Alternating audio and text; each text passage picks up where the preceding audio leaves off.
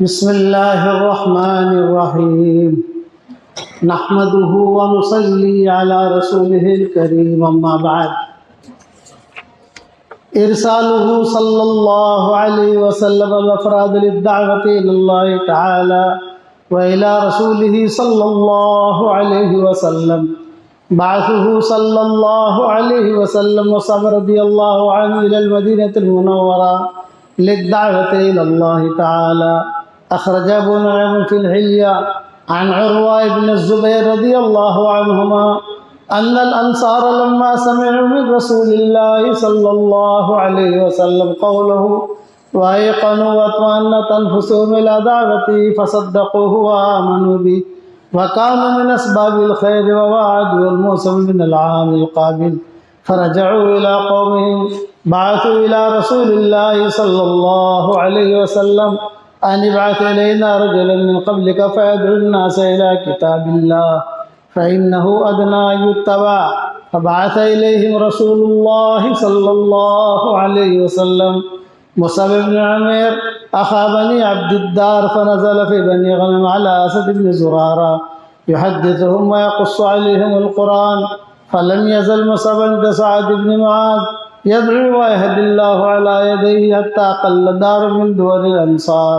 إلا أسلم فيها ناس لا محالة وأسلم أشرافهم وأسلم عمرو بن الجموح فكسرت أصنامهم ورجع مصعب بن عمير إلى رسول الله صلى الله عليه وسلم فكان يدعى المقرئ. وأخرجه الطبراني عن عروة مطولا فذكر عرضه صلى الله عليه وسلم الدعوة على الأنصار كما سيأتي في ابتداء أمر الأنصار إلى آخر الحديث. قابل احترام بھائیو دوست بزرگو، یہ مضمون ہے حضور اکرم صلی اللہ علیہ وسلم نے مدینہ منورہ میں اسلام کیسے داخل کیا. کہ ظاہر بات ہے کسی جگہ کوئی کام کرنا ہو تو جماعت بھیجی جاتی ہے، تو اس زمانے میں جماعتیں تو تھی نہیں، یکا دکے لوگ کام کرتے تھے. جب حضور صلی اللہ علیہ وسلم کی بعثت ہوئی مکہ مکرمہ میں تو مدینہ منورہ میں بھی خبریں پہنچی بھئی ایسا کوئی ایک آدمی آیا ہے، مکہ میں ہے، وہ لوگوں کو اللہ کی طرف بلاتا ہے، تو چلو تحقیق کرنی چاہیے. مدینہ منورہ سے قافلے حج میں آتے تھے. جیسا ہمارے مسلمان حج میں جاتے ہیں ویسے مشرکین بھی حج کرتے تھے، اور ان کے حج کی مستقل تفسیریں ہیں. بہت اہتمام سے ہر سال حج کے مہینوں میں وہ جمع ہوتے تھے. عرفات بھی جاتے تھے، مزدلفہ بھی آتے تھے، مینا بھی آتے تھے، لیکن ان کا حج شرابی پینے کا ہوتا تھا.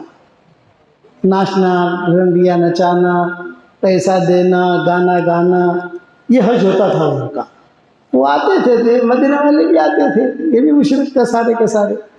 تو انہوں نے سفر کیا، سفر کر کے آ کے دیکھا کہ بھئی یہاں تو مکہ مکرمہ میں تو کچھ معاملہ بدلا ہوا ہے. کوئی ایک آدمی آیا ہے جو لوگوں کو اللہ کی طرف بلاتا ہے. کون ہے؟ وہ آدمی ہے. اب بات کرتے ہوئے تو جھجکتے تھے، اس لیے کہ مکہ والے سب بھائی تھے، گنڈے دادا، حضور صلی اللہ علیہ وسلم کمزور. تو یہ ہر سال حج میں آتے تھے یہ لوگ مدینہ والے. اب کی مرتبہ یہ حج میں آئے، اور حج میں آ کر انہوں نے یہ دیکھا کہ بھی ہمیں پوری تحقیق کرنی چاہیے کہ معاملہ کیا ہے. ملے حضور صلی اللہ علیہ وسلم سے. تو آپ صلی اللہ علیہ وسلم نے فرمایا کہ دیکھو میں یہاں کمزور ہوں، حرم میں مت ملو مجھے ملنا ہے تو حج کا جو جتھے آتے ہیں تو حج میں بہت لوگ آتے ہیں، حج میں مجھے ملو اور رمی جمار کے پاس ملو، کیونکہ یہاں حرم میں تم مجھے ملو گے تو لوگ دیکھیں گے کہ اس سے بات کر رہا ہے، اس سے بات کر رہا ہے، یہ لوگ پیچھے پڑیں گے، سب میرے بھی پیچھے پڑیں گے، تمہارے بھی پیچھے پڑیں گے. اچھا یہ ایک حج میں آؤ، اور حج میں آ کر مجھے رمی جمار جہاں ہوتا ہے شیطان کنکری مارتے وہاں ملو مجھے. تو وعدہ ہو گیا. وہ آئے، انہوں نے دیکھا کہ رات کے چاندنے میں بات ہوئی. ویسے بھی حج کے زمانے میں جو رات کا چاندنا ہوتا ہے وہ اچھا خاصا چاند جو ہے دکھائی دیتا ہے. بات کی تو انہوں نے کہا کہ اچھا ہم آپ کی بات سمجھ گئے ہیں، کہ آپ اللہ کی طرف بلاتے ہیں تو کوئی ہمارے پاس ایک آدمی بھیجو جو ہمیں قرآن سکھائے اور ہمیں یہ باتیں بتا دے جو آپ بتا رہے ہو. اس لیے کہ آپ تو آ نہیں سکتے. حضور صلی اللہ علیہ وسلم تو جا نہیں سکتے تھے. حضور صلی اللہ علیہ وسلم کو بھی ہجرت کا حکم ہوا نہیں تھا کہ ہجرت کرو. تو یہ بھی تو حالت ہے مکہ مکرمہ میں. اسی ہجرت کے حالت یعنی ہجرت نہ کرنے کی وجہ سے شروع میں صدیق اکبر نے حضور صلی اللہ علیہ وسلم سے کہا کہ حضرت میں تو بہت تھک گیا ہوں, آپ مجھے ہجرت کا حکم دے دو, میں چلا جاؤں یہاں سے کہیں. تو بھئی آپ کہاں جاؤ گے تم؟ جو کہا جہاں سارے گئے وہاں چلا جاؤں گا حبشہ. میں جو ہے جن لوگوں سے کون پنگا پاڑے, روزانہ صبح اٹھو تو لڑائی, رات کو سو تو لڑائی. تو حضور صلی اللہ علیہ وسلم نے صدیق اکبر کو اجازت دی تھی جب تم چلے جائے. تو صدیق اکبر اپنے گھر والوں کو لے کر شام وہ حبشہ کی طرف روانہ ہو گئے. حضور اکیلے رہ گئے یہاں. عمر وغیرہ تو سب روانہ ہو گئے تھے, پہلے ہجرت کر چکے تھے یہ لوگ. تو حضور صلی اللہ علیہ وسلم یعنی حدیثوں میں آتا ہے کہ صدیق اکبر آدھے راستے تک پہنچ گئے تھے. وہاں ابو دغنہ ملا. ابو دغنہ ایک چودھری آدمی تھا مکہ مکرمہ کا. وہ ملا پھر ابو بکر کہاں جا رہے تھے؟ حبشہ. کیوں؟ کیونکہ ہجرت کر کے جا رہا ہوں. مکہ والے ٹھہرنے نہیں دیتے. نہیں, تم جیسا آدمی مکہ چھوڑ کے نکلے یہ نہیں, میں تمہارا کفیل بنتا ہوں, وکیل, تم چلو میرے ساتھ. یہ واپس لائے صدیق اکبر کو. جب واپس لائے مکہ والوں نے دیکھا کہ ارے اس کے تو ایگزٹ لگ گئی تھی, یہ واپس آ گیا. تب وہ دغنہ نے کہا کہ میں ہوں, میری پناہ میں, آپ کچھ نہیں کر سکتے. تو اچھا چلو ہم آپ کی پناہ قبول کرتے ہیں, لیکن شرط ہے. شرط یہ ہے کہ ابو بکر مسجد حرام میں نماز نہ پڑھے, گھر میں نماز پڑھے. ٹھیک ہے گھر میں پڑھوں گا.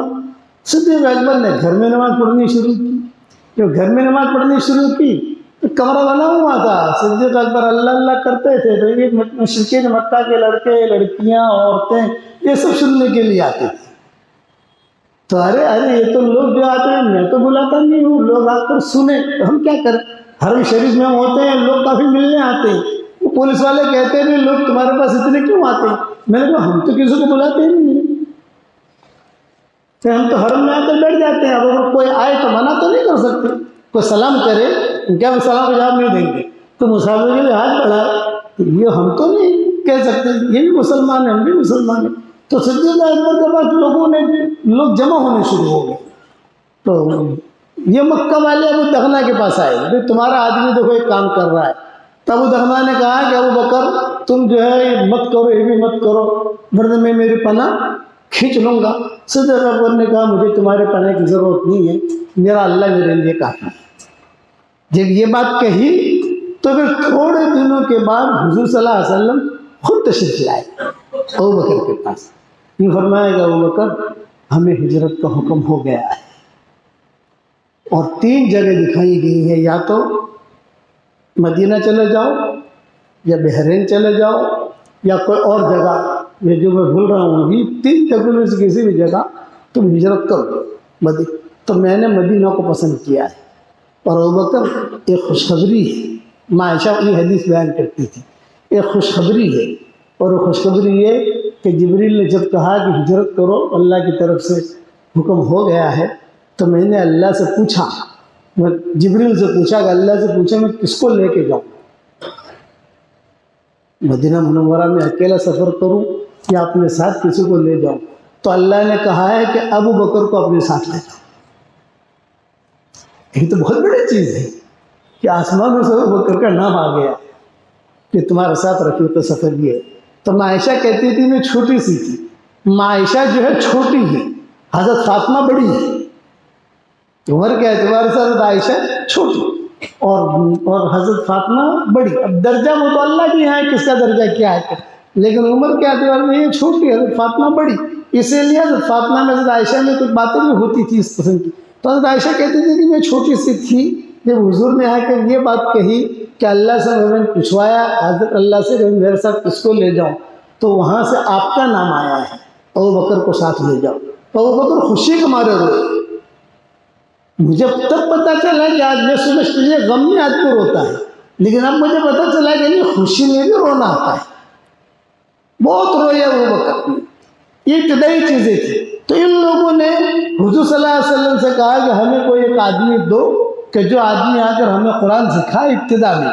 تو حضور اکرم صلی اللہ علیہ وسلم نے ان کی طرف فبعث الیہم رسول اللہ صلی اللہ علیہ وسلم مصعب بن عمیر، سب سے پہلے حضور صلی اللہ علیہ وسلم نے مصعب بن عمیر کو بھیجا۔ نوجوان صحابی تھے، مالدار تھے، ان کی ماں بہت مالدار تھی، مکہ میں عطر آتا تھا تو ان کی ماں ان کے لیے سارا عطر خرید دیتی تھی۔ مکہ میں کپڑے آتے تھے تو تاجر ان کی ماں کے پاس جاتا تھا اور کہتا تھا بچے کے لیے لے لا، بولے کتنا مال ہے، اتنے ہزار کا، بول میرے بیٹے کے لیے دے دو سب۔ تو اس کا دھندا ایک عورت کے پاس سے ہو جاتا تھا۔ یہ مسلمانوں میں مکہ میں بہت مالدار تھے، حضور صلی اللہ علیہ وسلم نے ان کو بھیجا، وہاں گئے، وہاں جا کر انہوں نے آہستہ آہستہ قرآن یعنی لوگوں کو دعوت دینی شروع کی۔ اور دعوت دینے کا ان کا طریقہ یہ تھا کہ وہ تقریر نہیں کرتے تھے۔ آج کل ہمارے یہاں مشکل کیا ہے بتاؤں، مردوں کو پیر بننے کا شوق ہو جاتا ہے اور عورتوں کو آپائی بننے کا شوق ہوتا ہے۔ یہ ہمارے یہاں مشکل چیز ہے کہ پیر کو اللہ بناتا ہے، جس کو اللہ چھاٹے اس کی طرف لوگ متوجہ ہوتے ہیں، اور آپا تو اللہ بناتا ہے۔ لیکن یہ کہ ان کو آج کل لوگوں کو پیر بننے کا شوق، اور آج کل لوگوں کو جو ہے عورتوں کو آپائی بننے کا شوق۔ مجھے میسج آتے ہیں کہ مولانا ہمیں خلافت دے دو، اور وہ کہے کہ خلافت دو تجھ کو، میں تجھے جانتا بھی نہیں ہوں، میں نے کہا میں تجھے دیکھا، مجھے میسج بہت آتے ہیں ادھر سے ادھر سے، میں فلاں ہوں فلاں ہوں فلاں ہوں، اور میں نے کہا تیری کمزوری یہی ہے کہ تو خلافت مانگتا ہے، خلافت مانگی جاتی ہے بھائی، یہ تو اللہ کی طرف سے ہوتی ہے، کسی کو خلافت نہیں جاتی ہے۔ تو میں پیر بننے کا شوق ہے، تو پیر بننے کے بعد دکان چلاتے ہیں، دکان سے سمجھ گئے نا، دکان چلاتے ہیں، ان کے بعد کوئی ہوتا تو ہے نہیں۔ تو کتابوں میں لکھا ہے کہ یہ مدینہ منورہ جب گئے تو کوئی بیان نہیں کرتے تھے، کوئی لوگ آتے ان کے سامنے قرآن پڑھتے بس، کبھی سورہ یاسین پڑھ لی، کبھی جو ہے سورہ فاتحہ پڑھ لی، کبھی اعوذ برب الفلق پڑھ، جب کوئی لوگ آ رہے کہ تم کیا کہتے ہو، قرآن پڑھتے تھے، تو وہ عرب جو تھے وہ قرآن سن کر جو ہے اپنے آپ کے اپنے گھٹنے ڈال دیتے تھے۔ ارے ایسا کلام تو ہم نے دیکھا ہی نہیں، سنا ہی نہیں ہے، سمجھ نہیں سکے کیسا کلام ہے۔ وہ قرآن میں جھوم جھوم کر پڑھتے تھے، تو وہ قرآن پڑھتے تھے لوگ مسلمان ہوتے تھے، وہ قرآن پڑھتے تھے لوگ مسلمان ہوتے تھے۔ اس طریقے سے اسلام داخل ہوا، اور بعد میں جو اسلام چلا بہت تاریخ ہے کہ کس طریقے سے ہوا۔ تو اسی لیے حضور صلی اللہ علیہ وسلم نے سب سے پہلے ایک آدمی بھیجا، جب کام زیادہ ہوا پھر 2 آدمی بھیجے، 3 آدمی بھیجے، پھر قافلے چلے، جیسے ہمارے دعوت کے کام میں شروع میں ایک آدمی جو ہے دعوت دیتے تھے، 2 آدمی دعوت دیتے تھے، بعد میں جماعتیں بننی شروع ہوئی، بعد میں اجتماعات شروع ہوئے، بعد میں کام شروع ہوا، کام اس طریقے سے بڑھتا ہے۔ اسی طرح روزانہ کسی نہ کسی کو ہم دعوت دیں، اپنے گھر سے نکلو دعوت کی نیت سے نکلو، جب تک گھر کے باہر رہو گے اللہ کے راستے میں شمار رہو گے۔ میں نیت پر اللہ دیتا ہے تو کیوں نہ لیں بھائی، میرے والد صاحب رحمۃ اللہ علیہ فرماتے تھے کہ نیت پر جب اللہ دیتا ہے تو ہم کیوں نہ لیں، آج نیت بڑی کرو گے انشاءاللہ بھائی، اور دعوت کے کام کو اپنا کام بناؤ۔ اللہ ہمیں عمل کرنے کی توفیق عطا فرمائے۔ اللہم لک الحمد کما انت اہلہ، وصلی وسلم علی سیدنا محمد کما انت اہلہ، وافعل بنا ما انت اہلہ، فانک اہل التقوی واہل المغفرہ۔ اللہم لک الحمد کلہ ولک المن کلہ، لک الشکر کلہ ولک الملک کلہ، لک الخلق کلہ ولک الفضل کلہ، وإلیک یرجع الامر کلہ، وإلیک یصعد الکلم الطیب کلہ۔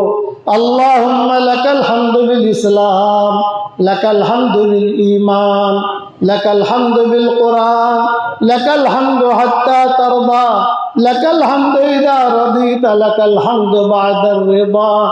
اللہم آت نفوسنا تقواها وزکها انت خیر من زکاها، انت ولیها ومولاها۔ اللہم لا تردنا خائبین، بل ردنا الى دیننا ردا جمیلا۔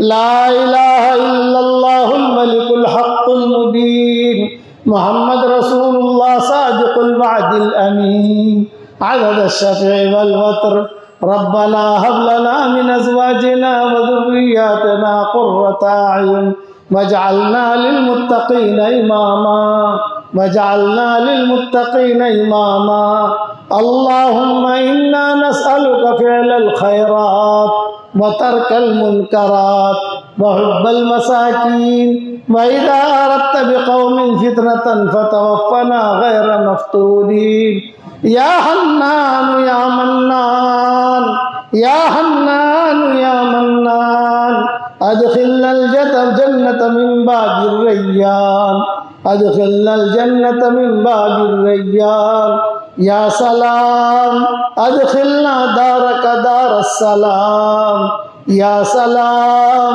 ادخلنا دارك دار السلام اللهم إنا نسألك الفوز في يوم القضاء ونزل الشهداء وعيش السعداء والنصر على الأعداء ومرافقة الأنبياء يا ذا المن والعطاء يا سميع الدعاء يا رافع السماء اللهم لا تجعل فينا ولا منا ولا معنا شقيا ولا محروما ولا مطرودا يا ذا الجلال والإكرام اللهم اجعل ثارنا على من ظلمنا وانصرنا على من عادانا وانصرنا على من عادانا وانصرنا على من عادانا ولا تجعل مصيبتنا في ديننا ولا تجعل الدنيا أكبر همنا ولا مبلغ علمنا ولا إلى النار مصيرنا ولا تسلط علينا بذنوبنا من لا يخافك فينا ومن لا يرحمنا یا ذا الجلال والاکرام۔ اے اللہ ہمارے گناہوں کو معاف فرما، اے اللہ ہماری خطاؤں سے درگزر فرما، اے اللہ ہم اقراری مجرم ہیں، ہمیں ہمارے جرموں پر اقرار ہے، ہم جیسا گنہگار نہ تیری زمینوں نے دیکھا، نہ تیرے آسمانوں نے دیکھا، نہ تیرے فرشتوں نے دیکھا، نہ حل اور حرم نے دیکھا، اے نہ مسجدوں نے دیکھا، نہ بازاروں نے دیکھا، اور ہم نے تجھ جیسا کریم آقا بھی نہیں دیکھا ہے۔ ہم گناہ کرتے رہے تو ہمیں روزی دیتا رہا، ہم گناہ کرتے رہے تو ہمیں مال و منال دیتا رہا۔ جہاں اتنا کرم فرمایا ہے ایک کرم اور فرما دے، جتنا مجمع آمین کہہ رہا ہے یا دنیا میں جب بھی ہماری اس دعا پر آمین کہی جائے، ہم سب کی قیامت تک کے آنے والی نسلوں کو قبول فرما، ہم سب کی قیامت تک کے آنے والی نسلوں کو قبول فرما، ممرہ کے ہمارے سفر کو تو بے انتہا قبول فرما۔ اے اللہ مردوں اور عورتوں کے پروگراموں کو قبول فرما، اے اللہ پورے ممرہ والوں کو قبول فرما، ان کے عورتوں کو قبول فرما، ان کے مردوں کو قبول فرما، ان کے ہڈیوں کو قبول فرما، ان کے ہر چیز کو تو قبول فرما، ان کے بچے بچیوں کو قبول فرما، حلال مال و منال کے دروازے ان کے لیے ہم سب کے لیے کشادہ فرما۔ اے اللہ جو ناجائز عشق میں مبتلا ہوں انہیں ناجائز عشق سے نجات دے دے۔ اے اللہ اس امت کے لیے حلال بستروں کا انتظام فرما، حرام بستروں سے اس امت کی پوری پوری حفاظت فرما۔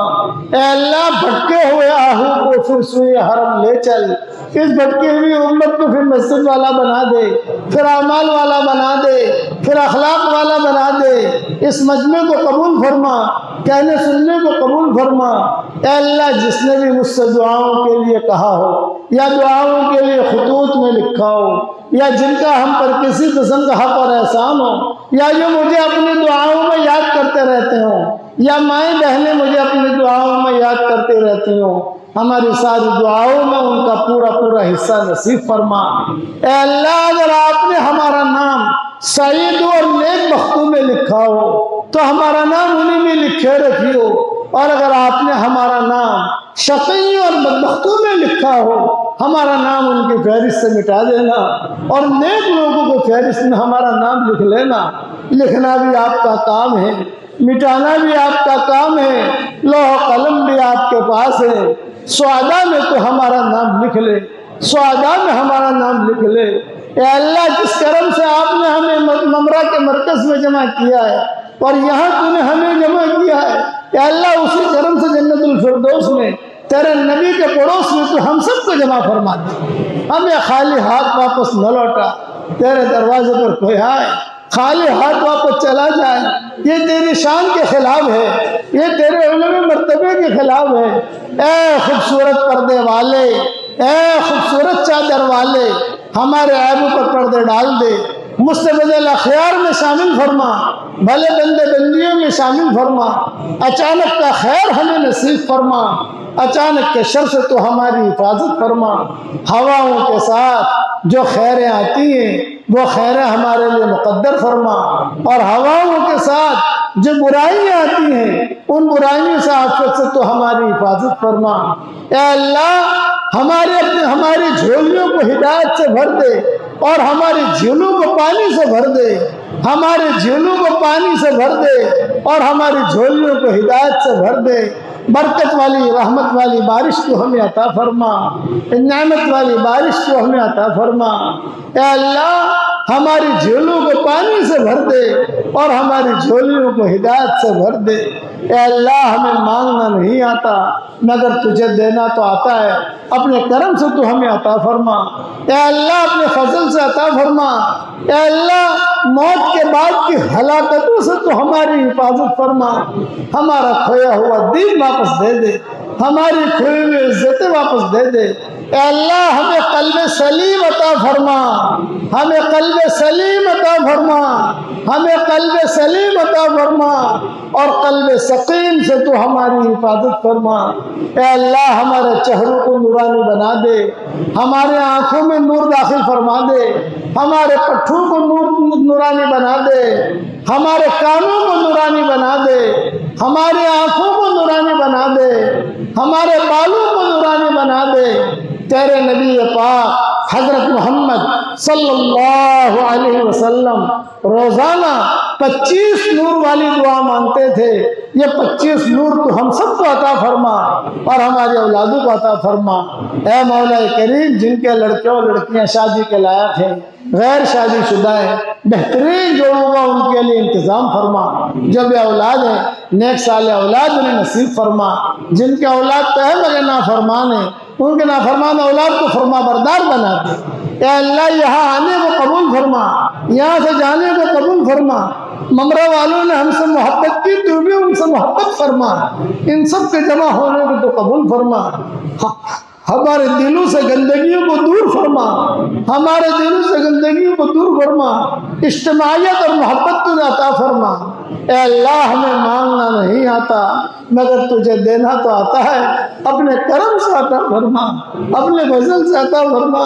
تیرے دروازے پر کوئی آئے خالی ہاتھ واپس چلا جائے یہ تو تیری شان کے خلاف ہے۔ اے اللہ اس مجمع میں نوجوان عبادت گزار بھی ہے اور اللہ سفید بال والے بوڑھے بھی ہیں، معصوم بچے بھی ہیں، اگر یہی مجمع کسی کریم کے دروازے پر چلا جائے صرف 1 روپے کی بھیک مانگے، اس کریم کے لیے روپیہ دینا جتنا آسان ہے اس سے زیادہ تیرے لیے ہدایت کا دینا آسان ہے۔ ہماری جھولیوں کو ہدایت سے بھر دے اور ہماری جھیلوں کو پانی سے بھر دے، برکت والی رحمت والی بارش عطا فرما۔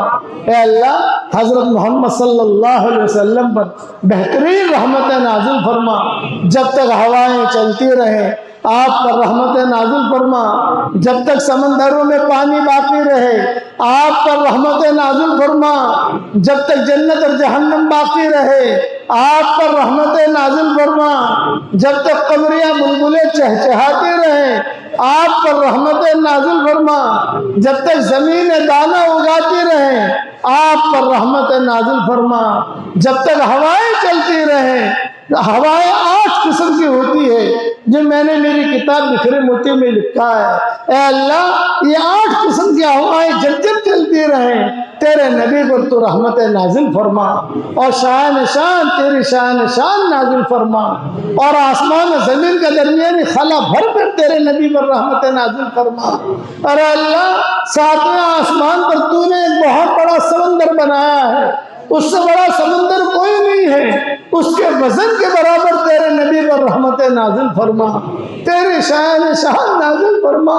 تیرے نبی کے اس امت پر بہت احسانات ہیں، اے اللہ تیرے نبی بہت شفیق تھے، آج ہم نے تیرے نبی کو پہچانا نہیں ہے، نام تو لیتے ہیں نبی کا لیکن کام غیروں کا کرتے ہیں۔ نبی کی سنتوں پر چلنے کی تو ہمیں توفیق عطا فرما، اسلام کی حفاظت فرما۔ اے اللہ مسلمان کو ظالم اور مظلوم بننے سے بچا لے، اے اللہ اس مسلمان کو ظالم اور مظلوم بننے سے بچا لے۔ اے اللہ حضرت محمد صلی اللہ علیہ وسلم نے جتنے خیر کلام کی دعائیں مانگی ہیں وہ ساری ہمارے لیے قبول فرما۔ جن شرور سے پناہ چاہی ہو ان شرور سے عافیت سے تو ہماری حفاظت فرما، اور اپنے فضل و کرم سے ہمارا یہاں آنے کو قبول فرما اور ہماری دعاؤں کو قبول فرما۔ سبحان ربنا رب العزت عما یصفون وسلام علی المرسلین والحمد للہ رب العالمین۔ دیکھو بھائی، میں آپ حضرات کو سلام کروں گا، آپ حضرات سلام کا جواب دے دیں اور مجھے جانے کا راستہ دے دیں۔ السلام علیکم ورحمۃ اللہ وبرکاتہ۔